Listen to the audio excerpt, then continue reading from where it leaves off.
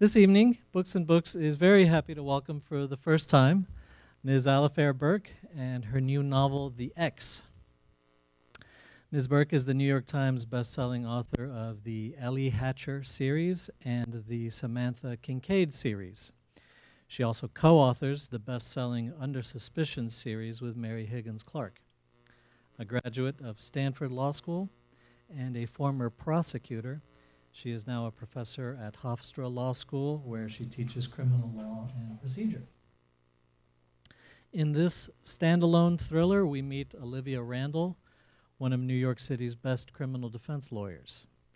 When she hears that her former fiancé, Jack Harris, has been arrested for a triple homicide and that one of the victims was connected to his wife's murder, there is no doubt in her mind as to his innocence.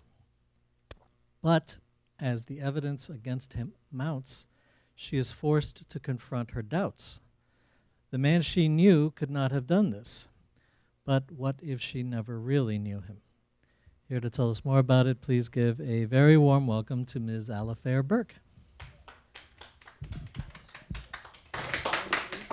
Thank you all very much. Thank you for the very generous introduction.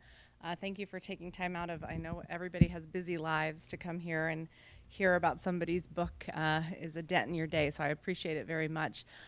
Because this is my first time here, and because I don't think I know most of you, I thought I would start, if it's okay with you, telling you just a little bit about myself and how I got into writing generally, and then talk to you specifically about The Ex, if that's okay.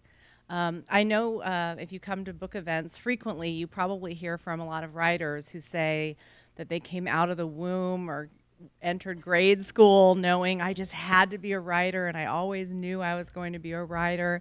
And I wish I could say that about myself, but that wasn't the case. You know, as a kid, I always read. My father is a writer, and some of you may have heard of him, James Lee Burke. I hear his books are quite good. I'm kidding.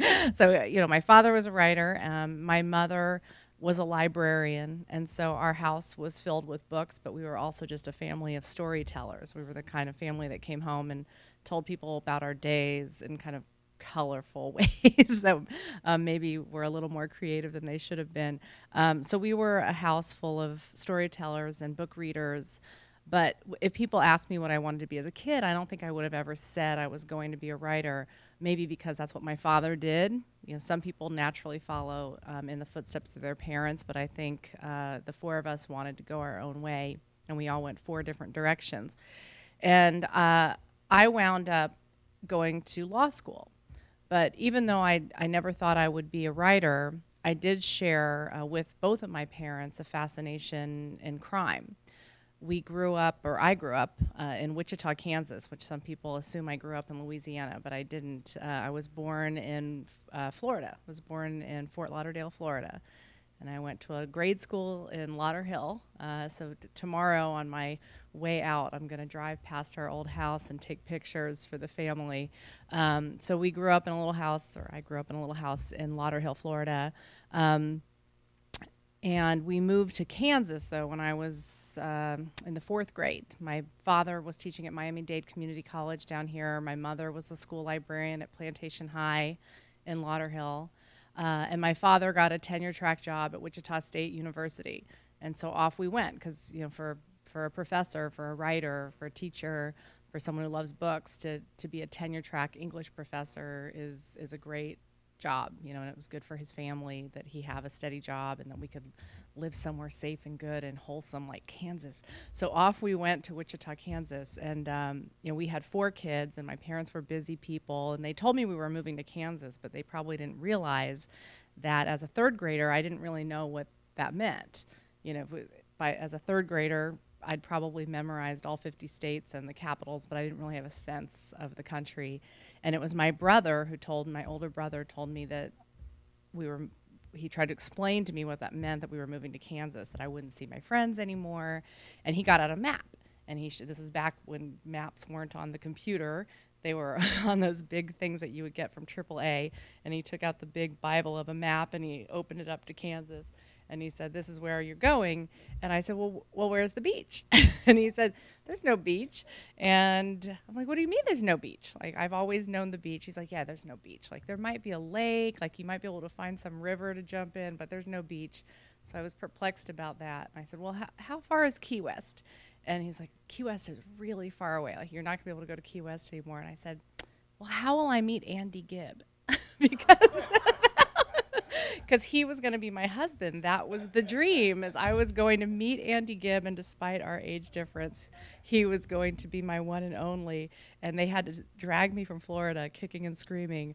And off we went to Kansas, and I was a little bit bitter about it because, you know, kids, when they move, it's a new school, you're the new kid, you've got to say goodbye to your friends, there's no Andy Gibb, there's no beach.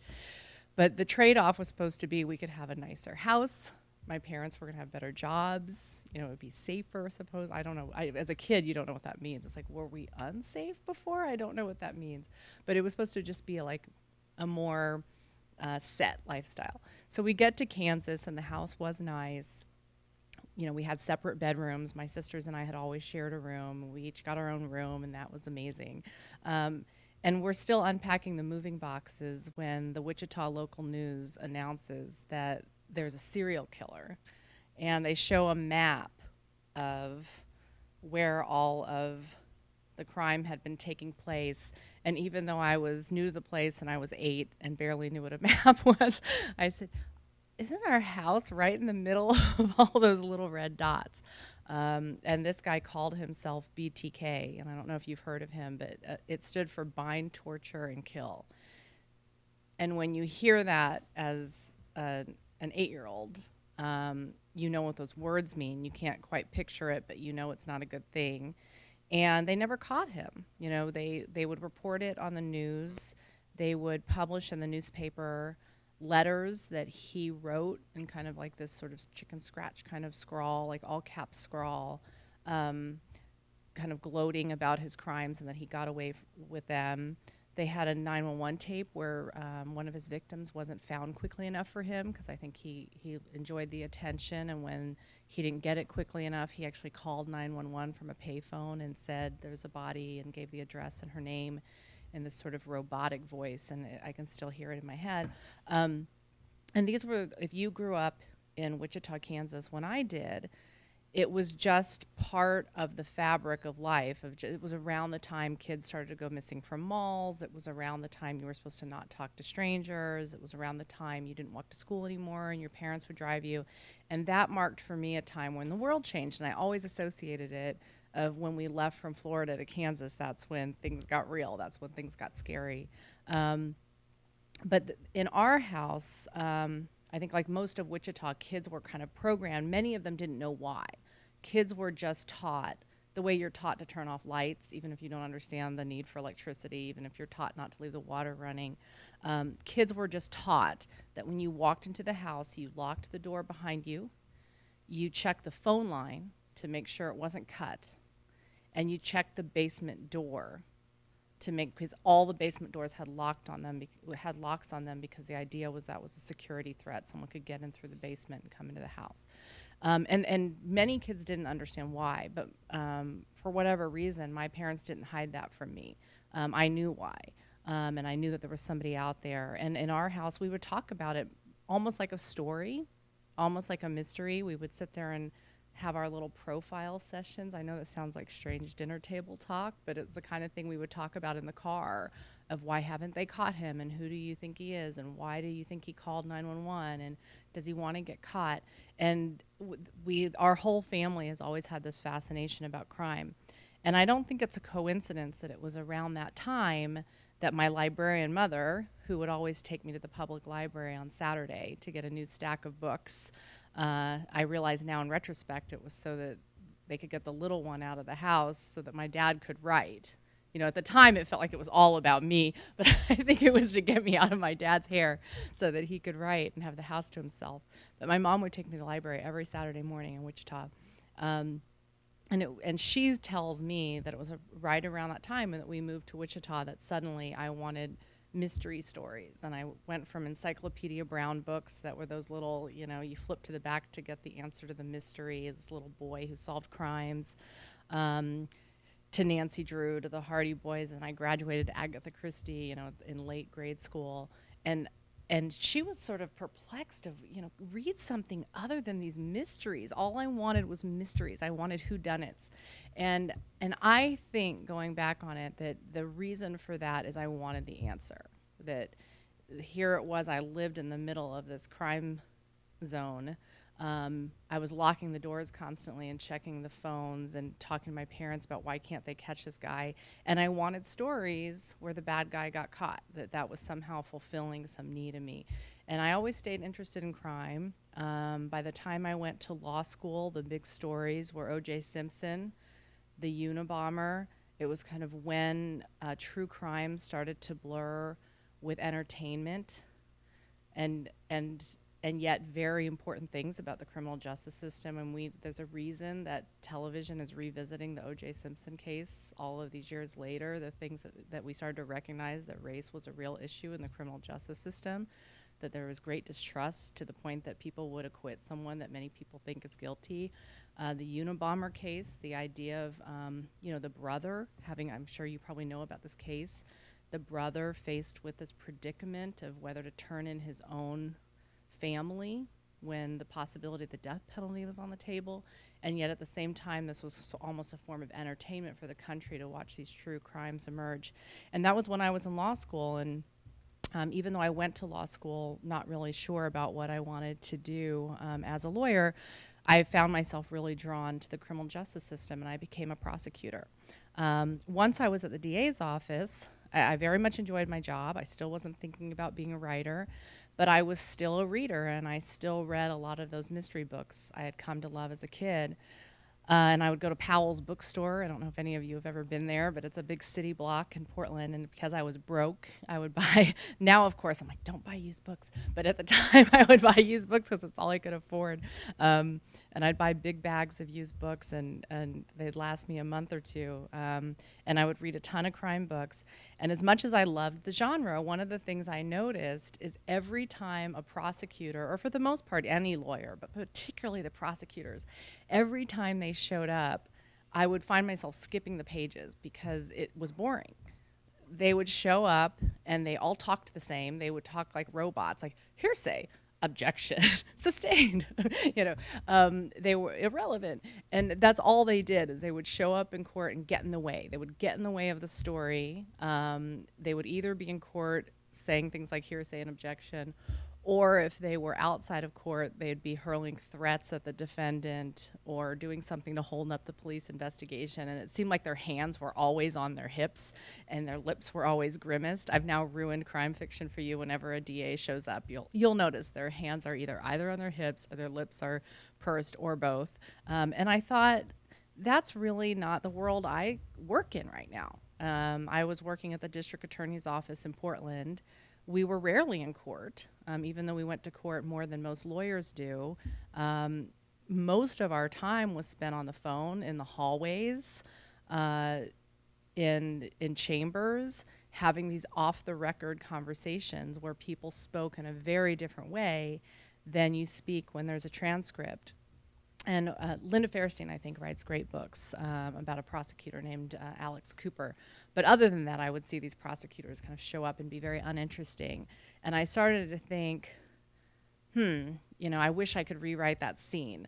And then with time, I started to think, wow, I walk around during the day, all day long, in this world that would be really a rich setting for crime fiction. Portland at the time was a city a lot of people didn't know about. I had moved there for college, and then I moved back there after law school to work as a lawyer.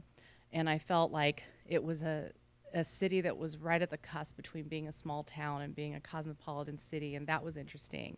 It was a place where rich people lived with poor people, and that was interesting. It was a culturally diverse place. And then the criminal justice system is itself a character, the way police talk, the way prosecutors talk in a very different way in the hallway than they do on the record.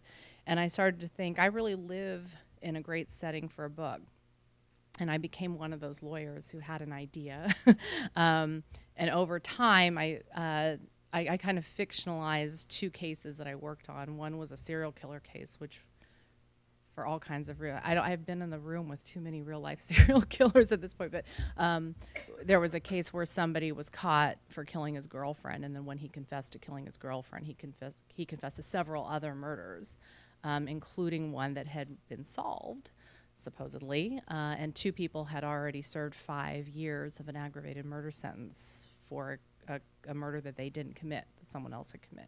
So my job as a young lawyer was just to write up this huge report explaining how that had happened and trying to get the innocent people out and the guilty guy in.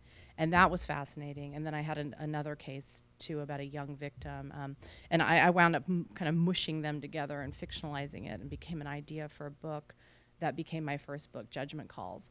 But I didn't start it until after I left the DA's office. I was at the DA's office for 5 years. And when I left, I took a summer off. I had moved to New York. I followed a boy. It's a long story. I followed someone. I followed a boy. I know, I whispered it because I'm embarrassed. I followed someone to Buffalo, New York, where I had no business being, and I didn't have a job I liked. I liked him. He was a good guy, which leads to X. I followed him with permission, to be clear. That does change the meaning a lot. Yes, I followed with his consent and wishes. But it meant leaving a job I liked. It meant leaving a city I loved. But I still had this idea, and I thought, if I'm taking a summer off before I start my next job, if I'm ever going to start that book, now is the time. And it was 1999. It was before most people had computers at their house. Computers were what you had at work. And I went to the electronics store, and I bought a cheap computer, and I set it up on a desk from Costco, and I started writing what became my first book. By the time I was done, I was no longer in that relationship, but I had a book. And my first 3 books were all set in the office where I had worked in Portland, Oregon, and they featured a prosecutor named Samantha Kincaid. And I was working on the 4th Samantha Kincaid book, and by then I'd been living in New York for, I guess, 3.5 years. And I realized that as I was writing a Samantha Kincaid scene, I wasn't picturing Portland anymore. It was taking work, to not picture New York. I was picturing Portland. I didn't hear the voices of my office as much. I was seeing New York. And I decided to set that aside and instead write a book set in New York. And that book was Dead Connection. It was based very loosely on how I met my husband, all of these personal stories about men in my life. But I've been happily married. The happy ending is I've been married for 10 years. But I met my husband on Match.com, which is an internet dating service. I know, I'm like, this is on the internet. So I met my husband on an internet dating service. And the idea came to me of, here you are kind of optimistic, cautiously optimistic in my case, about, meeting a stranger who might change your world. And of course, that's a dangerous thing to do because you're talking to strangers. All those lessons I learned as a kid, you're out there talking to strangers. And I started thinking about someone who used an internet dating service for bad purposes. And that book didn't work as a Samantha Kincaid book because Portland is on the cusp between a small town and a big cosmopolitan city. And to the extent it's a small town, there's no anonymity. If you met someone online in Portland, Oregon, and then you met them in person at dinner, it would take 15 minutes before you realized, oh, your neighbor is my cousin. You're always it really feels like a big room, not a small city, when you get down to that level. And so, it didn't really work as a Samantha Kincaid book where the main character would be a prosecutor. So I wrote Dead Connection as what I thought would be a one-off standalone about a killer who used an internet dating service to find his victims.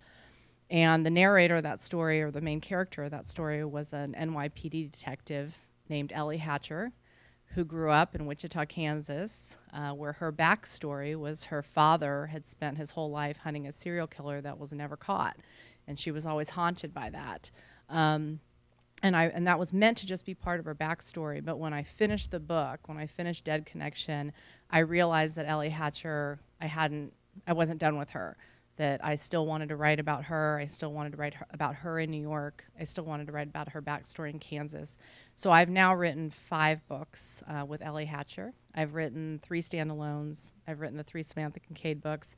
And I'm working on my 3rd book, co-authored with Mary Higgins Clark. And those are in a series called, which still it still freaks me out to say that. I know I said that as if it's just like I went to the store today, but every time I say I co-author books with Mary Higgins Clark, I kind of want to go, yeah. I want to be really excited about that because I am. Plan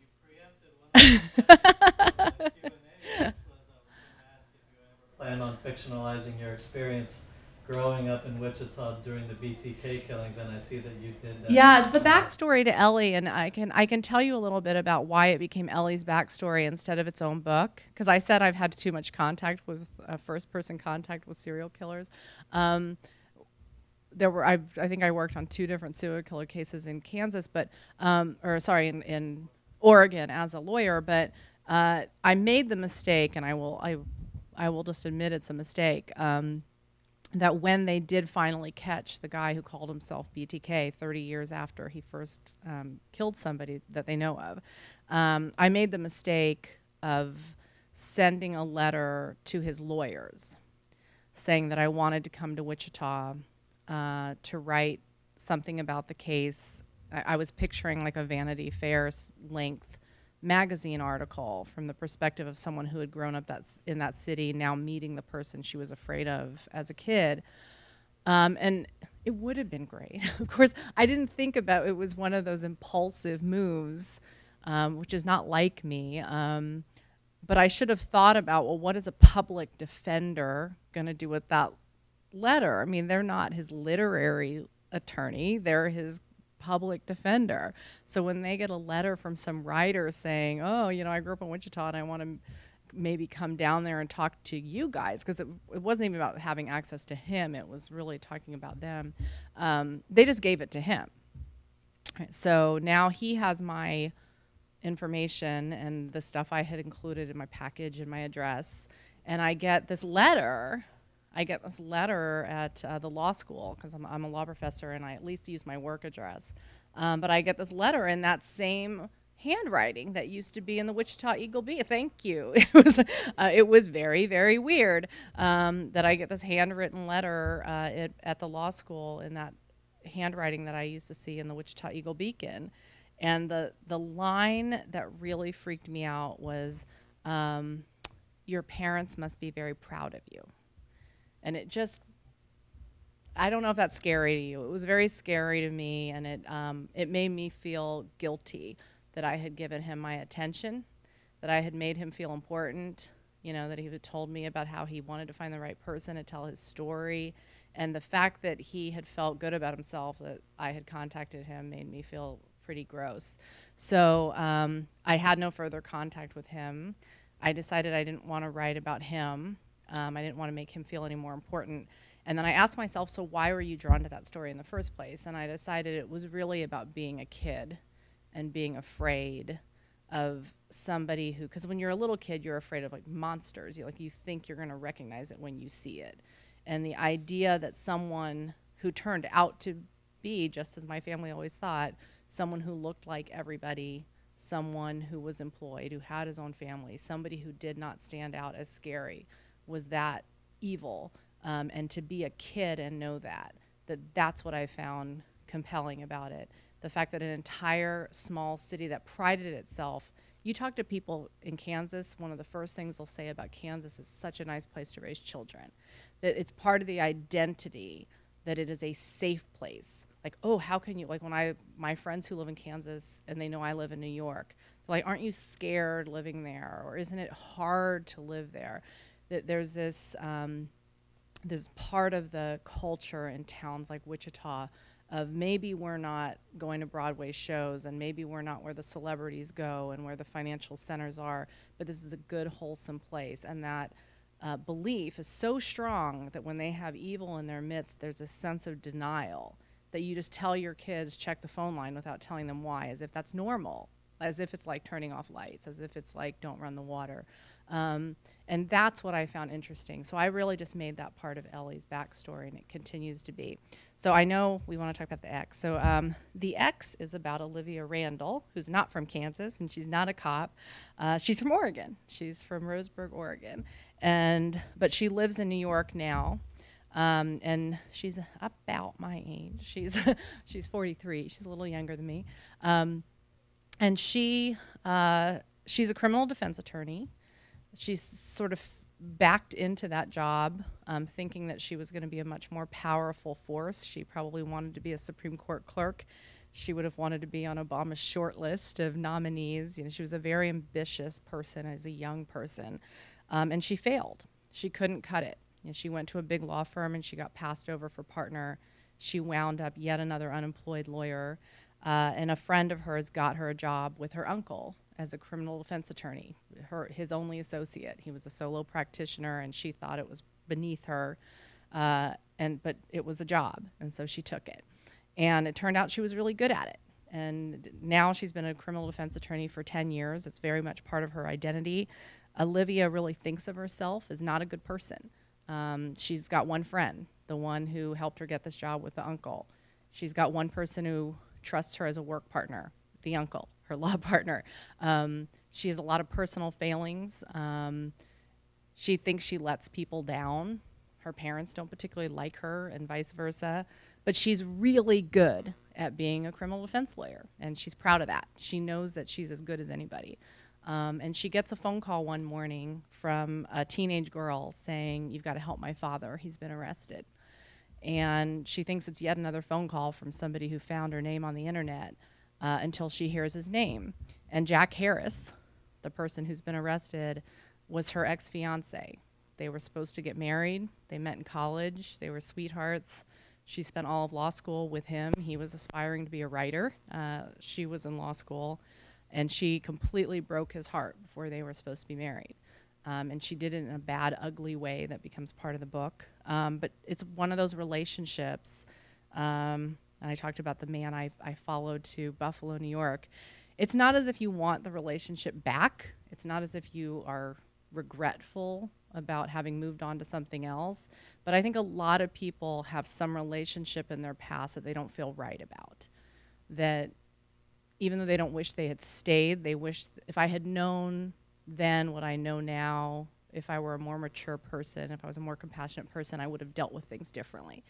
And part of the reason why she goes around thinking she's not a good person is how she treated Jack. She's always felt guilty that she was a jerk to him, more than a jerk, you'll see. She did bad things. She did very, very bad things. And they spiraled out of control in ways as a woman in her young 20s that she never could have anticipated, that it impacted her life and it sent his out of control. And when she gets this phone call, she sees it as a chance to make up for past wrongs, that here's a way that she can finally help him and maybe even the score. But she thinks that he's maybe been arrested for something small. I mean, the daughter has no idea what he's been arrested for. She just knows that the police showed up and now he's gone. And when Olivia goes down to the precinct, she's shocked to find out that Jack's been arrested for a triple homicide. He showed up to the waterfront thinking he was meeting a blind date, and this kind of mystery woman that he had seen and then found again on the internet. There's internet dating again. But he went there thinking, I'm going to meet this woman that I saw a couple weeks ago at the water, and we're going to meet again. And he's got a picnic basket thinking they're going to have a champagne get together. And instead, the shooting starts. And he hears bullets, but he never thinks that he's involved in it. He wonders, in fact, what the sound is. Was that firecrackers? What was that? And it's only when the police show up at his door that, and with a little more time on top of that, that he realizes that he's a suspect. And by the time Olivia gets there, she realizes he's in real trouble, and she decides to take his case. What I like about the story is, I've written stories in the past that are about bad guys doing bad things because they're just bad people. But some of my favorite stories are ones where it's past driving the present. And this is a story where she thinks it's all about the present. She shows up at the police precinct and he's been charged with something that just happened. It's not about them, she thinks. She thinks, I can do this, I can help you now, even though we had this relationship 20 years ago. And as the evidence starts to come in, she starts to wonder, did I ever really know you? I was so sure that you were innocent, and now this evidence is looking really bad.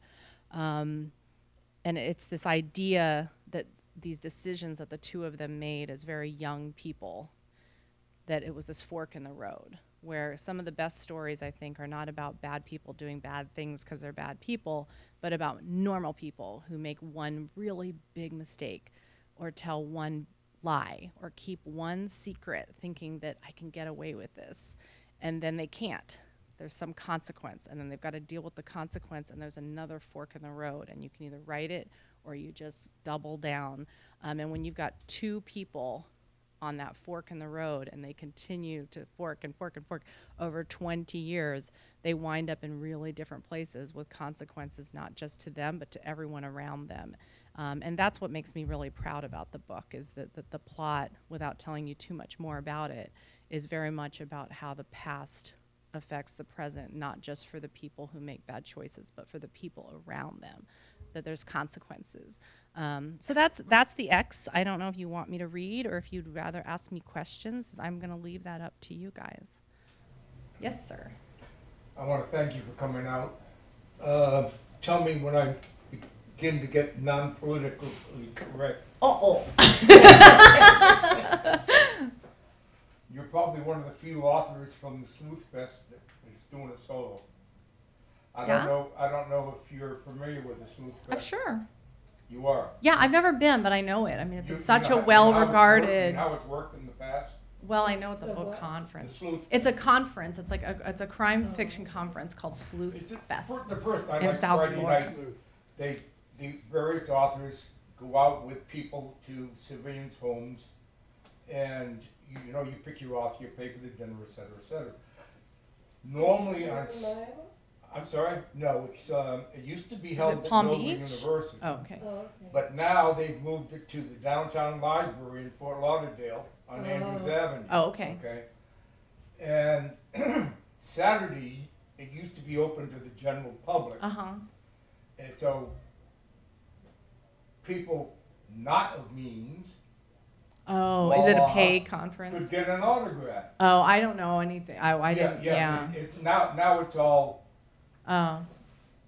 So I just want to thank you because I've followed you and your dad since you've started writing.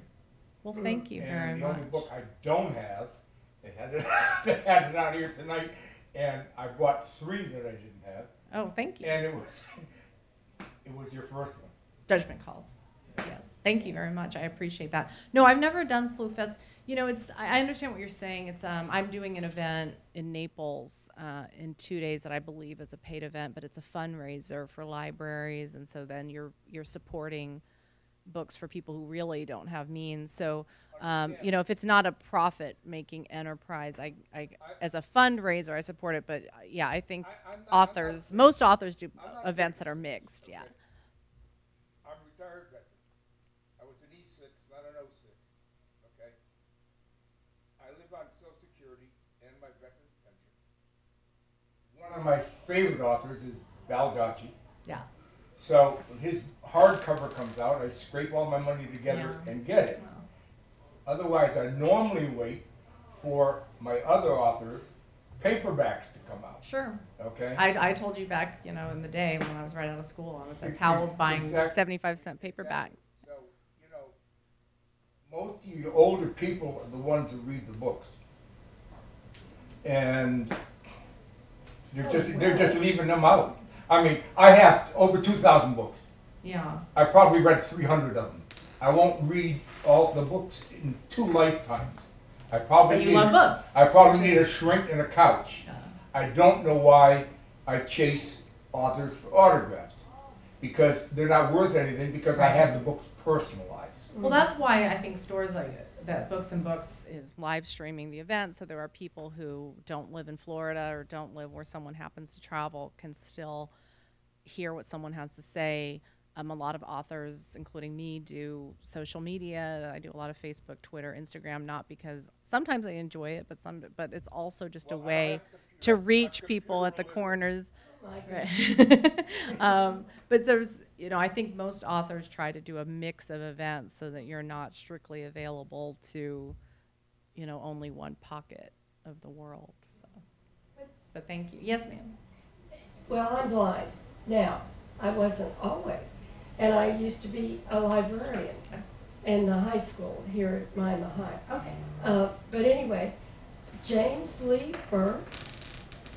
Yes. Is your Is your father? dad. That's my father. Yeah. Yeah, but when did he move to where there? I thought he lived in, Louisiana. Yeah. So he lived, let's see if I can get all this right. He moved, I mean, he and my mother moved around a lot. They met in graduate school and they quickly got married and had a lot of kids.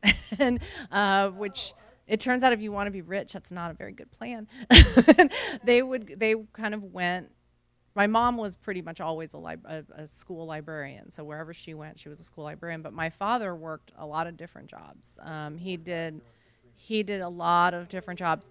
But you know, I'm the youngest of the 4 kids, so by the time I was born, he was not doing catch as catch can work. You know, a year here, a year there.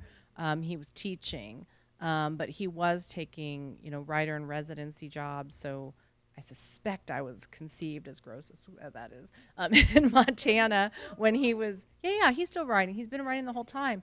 So he was kind of hopping job to job. But like I said, we moved to Southern Florida in part because he was teaching at Miami-Dade. Then we moved to Wichita. And then he stopped teaching. He stopped teaching when I was 19, which was a long time ago, and went back to Montana, where he was a writer in residence long before I was, you know, right before I was born. And then when they were able to, they bought a house in Louisiana, and they lived between the two for a very long time. So yes, to the extent you thought he lived in Louisiana, it was both before I was born and after I went to college. So You never lived in Louisiana. no, I never did. You know, obviously we visited. Some people summer in the Cape, some summer in East Hampton. We summered in Louisiana. It was hot. There were cockroaches. There's flying cockroaches there. Not to diss Louisiana, but in the summer, that's what I really remember is flying cockroaches. All you got is levees, and when it rains, the water comes up to the windows in the car. Yeah, they live in Montana now because my dad, you know, it's easier at some point to just have one main house. So they're primarily in Montana now, and my dad has a horse rescue on their they've got 100 acres, I think, and they have a horse rescue, and he's got several horses. But yeah, he's happy up there. So, but he still makes it down to Louisiana occasionally. And my mom's family lives in Santa Rosa, California, and they go out there sometimes, but primarily they're in Montana now. I thought you were talking about the Kluter case when you were talking No, about, yeah. Truman Capote, yeah. This was after that, yeah. Weird things happen in Kansas. Do you have more questions? Yes, Oh, yes. a comment and a question. The comment is, although I've read probably 3/4 of what your father has written, I must confess I haven't read any of yours. Well, thank you for being here. Right. I really appreciate that. But I think you made a very good presentation, and I'm looking forward to trying one of your books. Thank you. My question is this. During the presentation, you said that you made 2 collaborations with Mary Higgins Clark. Yes. Question is, has it just not happened, or have you assiduously avoided collaborating with your father? My father and I, so the question is whether my father and I are avoiding collaborating or if it just hasn't happened. We have talked about it. I think it would be difficult for us to do a book-length project because we both have other commitments. And we also, you know, writers sometimes describe themselves as either, if you can imagine a spectrum, either outliners, the people who write down every single, you know, one end of the spectrum, you know, every single scene, and then you fill it in, or the seat of the pantsers, who are, you have an idea and you find it through writing. We are both on the far end of the pants, the seat of the pants spectrum. And I think if 2 people try to do that together, it's difficult because how do you sit down and find it together? You kind of have to find it in advance. And I'm learning how to do that because Mary Higgins Clark has also always written on her own, with the exception of writing with her daughter. But I think that's different. They sit in a room. They live in the same place, and they can sit together and work together.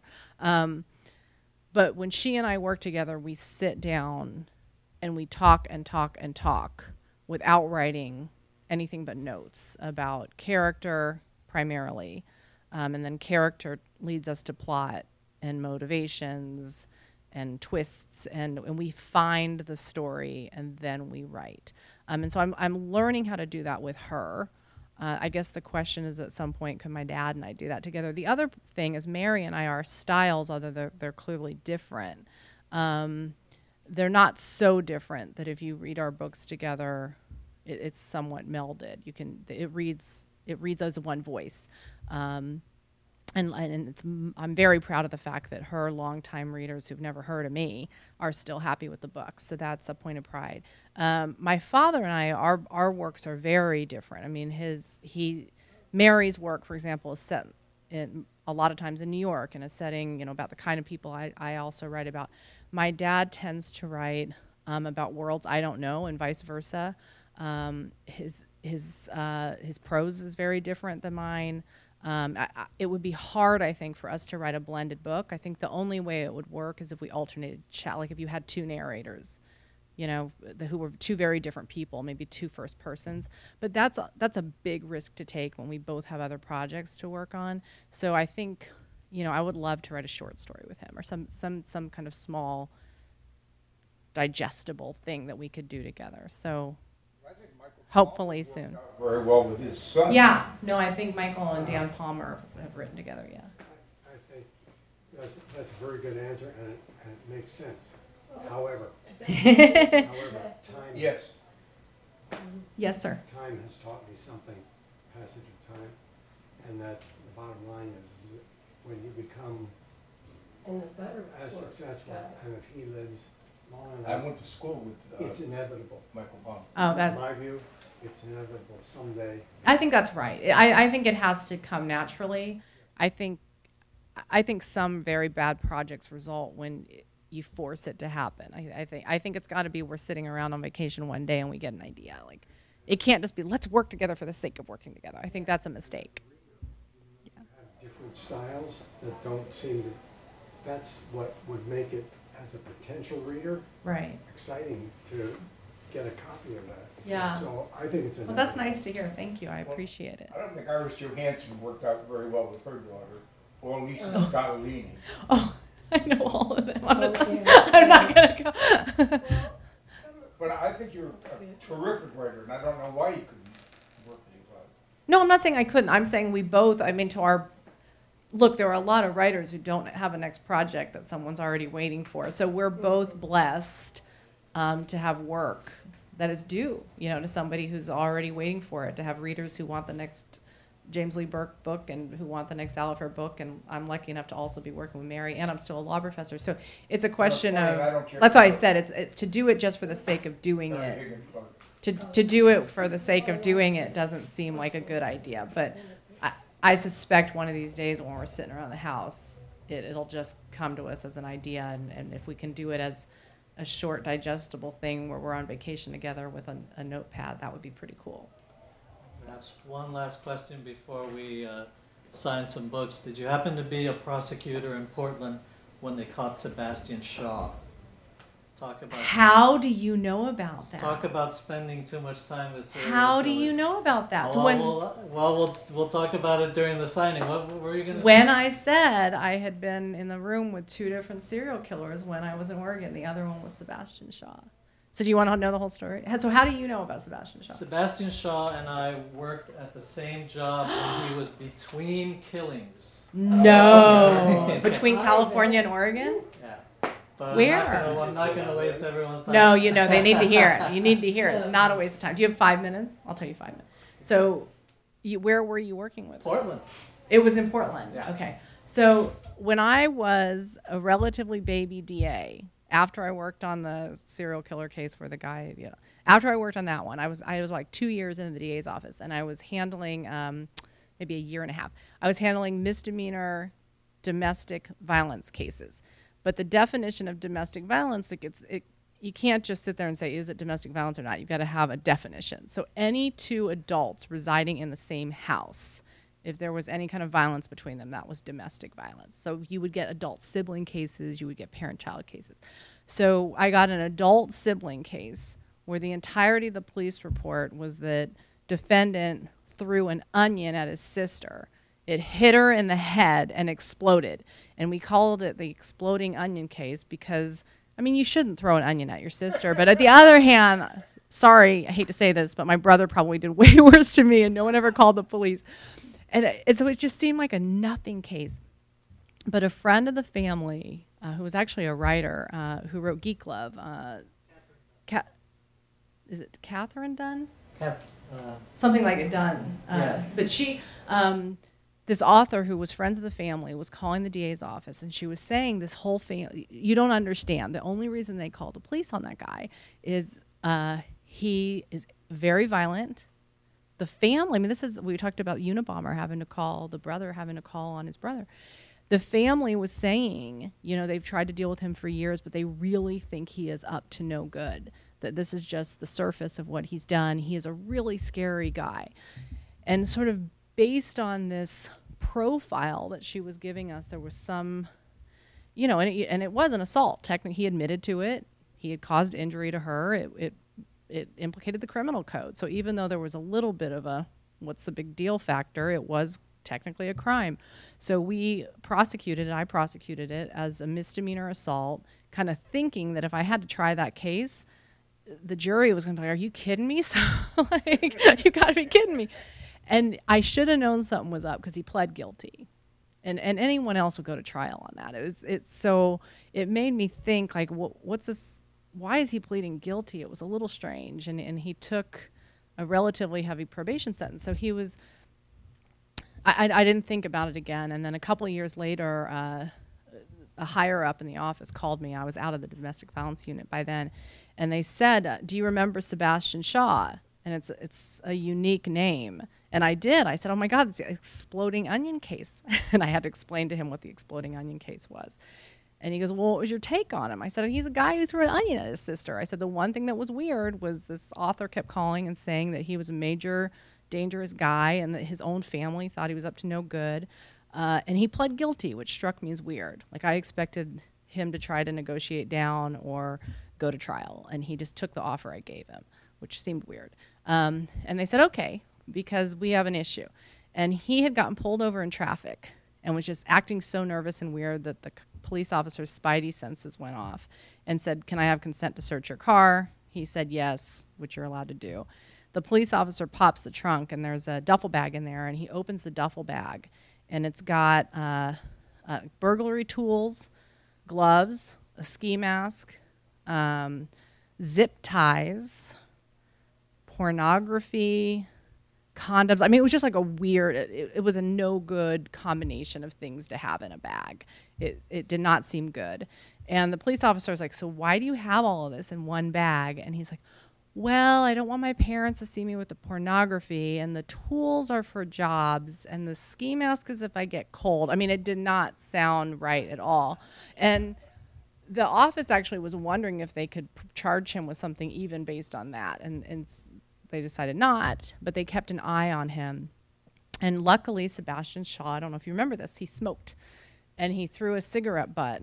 They were following him around, which you're allowed to do. And he threw a cigarette butt in the parking lot of the grocery store, and they put it in a little plastic bag, and they ran it through the DNA data bank, and they cleared multiple rapes and I think 2 murders, 2 maybe more murders.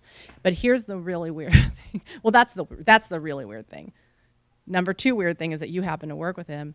But the other thing is, so I was not the one who issued the exploding onion case. In the DA's office, there's turnover and you inherit cases from people. I inherited the case from the woman who originally issued it. His name was Chris. And Chris lived in Northeast Portland with her girlfriend, Carrie. And their neighbor, the family across the street, had a son who seemed a little weird, who used to always hang out and talk to Carrie. He'd help her with the gardening, and if she was carrying in something heavy, he'd rush to carry in something for her. And they would kind of joke around that he had a crush on Carrie, and didn't realize that they weren't just roommates, that they were a couple. Like he kind of liked Carrie. And they moved, when Chris and Carrie moved out of the house, their house got burglarized, and and they never really thought about it. They thought someone just broke into the empty house to try to steal something, or maybe to live there if they were homeless.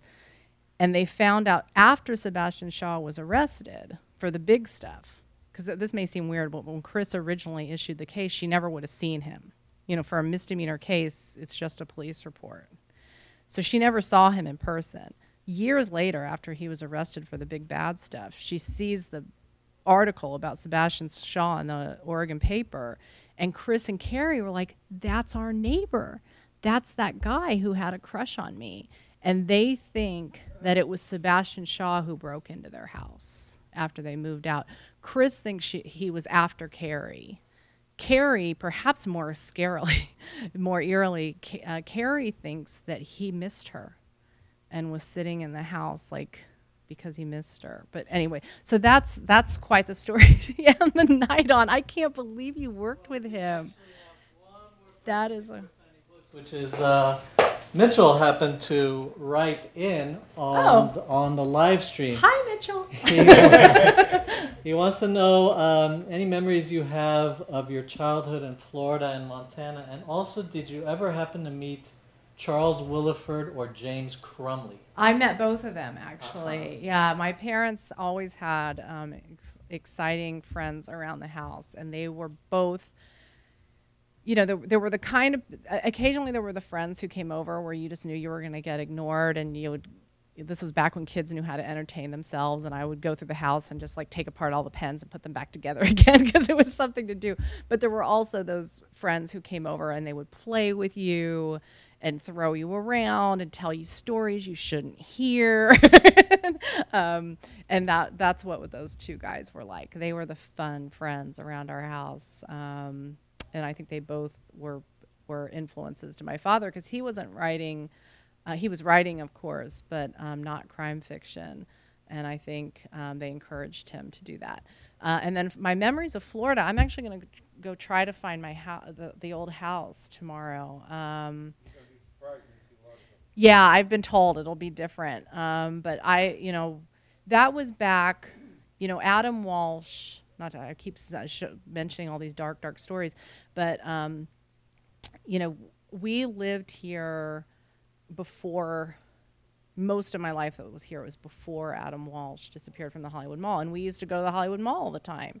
And it was back in the time when my mom would, it makes her sound horrible now, but it was not unusual at the time that she would leave us in the toy department at the department store, and then she would do her shopping, and then she'd come back and get us from the toy department. And that's exactly where Adam Walsh was when someone got him. And so, my memories of Florida were kind of before I knew about bad things like that. So some of my best, kind of my freest, most fearless memories of childhood were ironically in the place that nowadays apparently people think where I grew up wasn't very safe. But at the time, all the kids, we would wake up from bed, and most of the time it was before our parents were even up, and we would just run out the front door, and we would run kind of door to door. We'd have our bikes, and we would just kind of tool around the neighborhood and go house to house, and some parent would feed everybody.